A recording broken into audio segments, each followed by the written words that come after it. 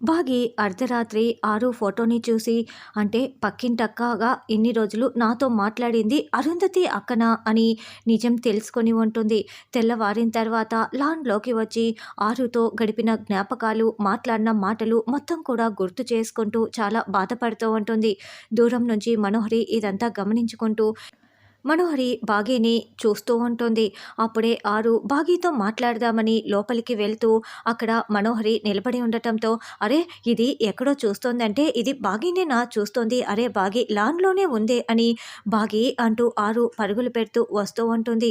బాలిక, బాలిక ఆగుము అని గుప్తా గారు పిలుస్తున్నా కూడా ఆరు పరిగెత్తుకుంటూ బాగీ దగ్గరికి వస్తూ ఉంటుంది. ఇక బాగీ ఆలోచిస్తూ ఉంటే వెనుక వైపు నుంచి బాగీ అని ఆరు పిలుస్తూ ఉంటుంది.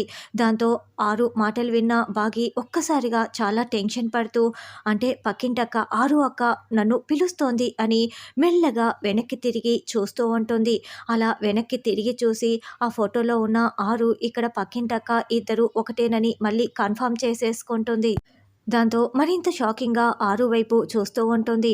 అయితే బాగి ఎందుకలా చూస్తుందో ఆరుకి అర్థం కాక, ఎందుకలా చూస్తున్నావు అని ఆరు చాలా షాకింగ్‌గా చూస్తూ ఉంటుంది. బాగీకి ఆరు ఆత్మ అని నిజం తెలుసుకున్న తర్వాత అంతా తలకిందులైపోతుంది అని మనోహరి చెప్పి ఉంటుంది. మరిప్పుడు ఏం తలకిందులవుతుంది? కథ ఏ మలుపు తిరుగుతుంది అన్నది రానున్న ఎపిసోడ్‌లో తెలుసుకుందాం.